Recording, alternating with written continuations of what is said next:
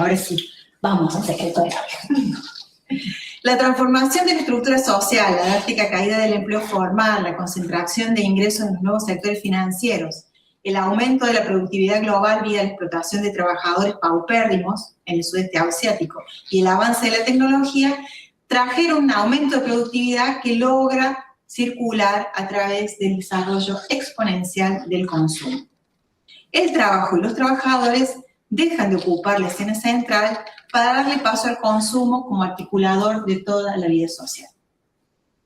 Consumo fragmentado de productos variados, infinitos, permanentemente obsoletos, baratos, caros, de las procedencias más ignotas como sus esclavizados productores, están al servicio de una nueva norma que se impone. Consumir, consumir, consumir. De esta sociedad y no de otra se trata el centro de Saramago con sus invitaciones a comprar, y cito, todo lo que existe para comer y beber, para vestir y para calzar, para el cabello y para la piel, para las uñas y para el vello, tanto para el de arriba como para el de abajo, para colgar del cuello, para pender de las orejas, para todo lo que está plasmado en los 55 volúmenes de 1500 páginas, formato A4 del catálogo del centro. Bauman señala, ¿no?, que para aumentar la capacidad de consumo no se debe dar descanso a los consumidores. Es necesario exponerlos siempre a nuevas tentaciones, manteniéndolos en un estado de ebullición continua. Dice Bauman, y casi parafrasea a Saramago con las invitaciones del centro. ¿Crees haberlo visto todo? Pues no viste nada todavía. Invitaciones que hoy, son cada vez más personalizadas e intensificadas gracias a la lógica algorítmica de las plataformas y redes sociales, que hasta hace unos pocos días, unas pocas semanas, promocionaban un hot sale donde podrías comprar lo que no sabías que necesitabas. Yo cuando escucho esa propaganda, para tener la capacidad de consumir, muchos se convirtieron en empresarios de sí mismos, ¿no? Esto fue un poco lo que desarrolló la Jime en el encuentro pasado con todas las citas a Han, ¿no? Esta idea de ese individualismo y de la autoexplotación. Esa corriente deslaborizante, ¿no?, promete futuros emancipados a emprendedores desde los 90, con la propuesta de ser cada uno su propio patrón, y así como en los 90 supo habilitar remiserías, videoclubes y canchas de pádel, hoy pone a circular a miles sobre bicicletas y con mochilas para llevar y traer, o los lleva a invertir horas y horas en emprendimientos que probablemente naufraguen una y otra vez. De esos naufragios y del cansancio serán ellos y ellas sus víctimas y sus verdugos, porque el capitalismo de las plataformas esconde en algoritmos el control y el castigo.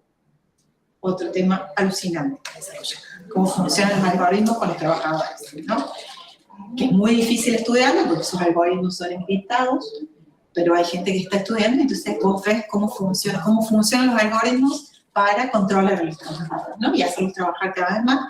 Depende cuál sea la plataforma y el tipo de trabajo, es cómo funcionan los bloqueos, el tipo de trabajo que te dan, y todo sin que nadie aparezca en ningún lado. Invisibiliza a quien se apropia de la ganancia. Nada por aquí, nada por allá, y el fruto del esfuerzo irá a alimentar cuentas offshores en cuevas fiscales. Y cito a Han, que lo citó la Jime también en el encuentro pasado. A partir de un determinado nivel de producción, la autoexplotación se vuelve esencialmente más eficaz y de mucho mayor rendimiento que la explotación a cargo de otros, porque viene acompañada de la sensación de libertad.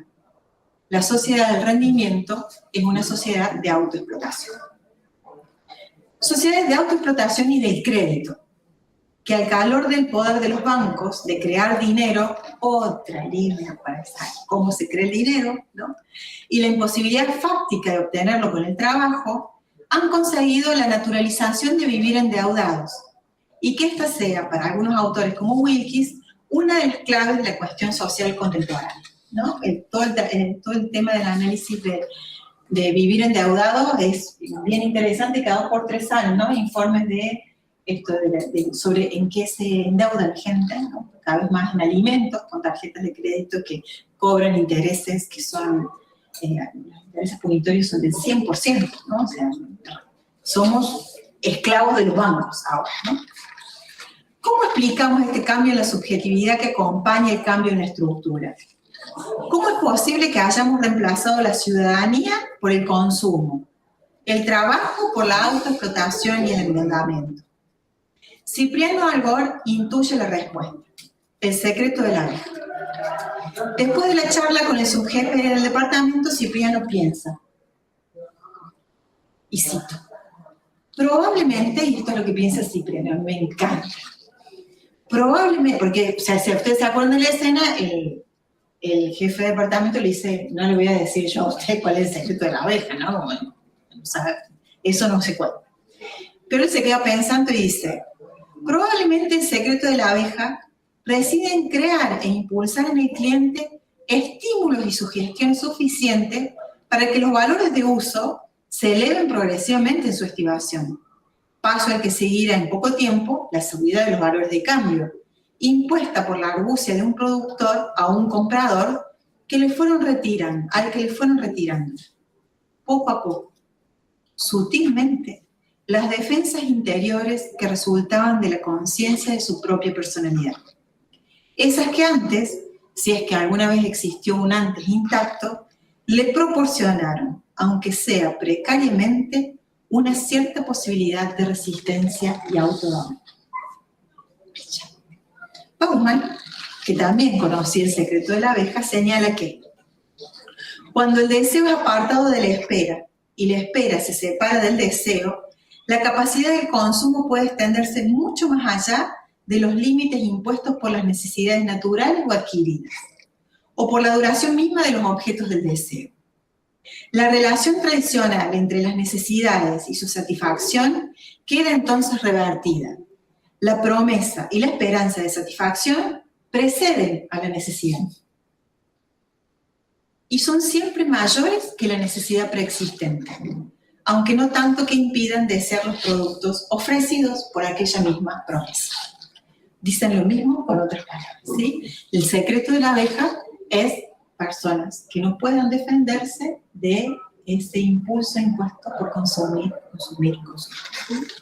En palabras del economista Tim Jackson, nos dejamos, y cito, persuadir para gastar un dinero que no tenemos en cosas que no necesitamos a fin de causar una impresión etérea o evanescente en personas que no nos importan, ¿no?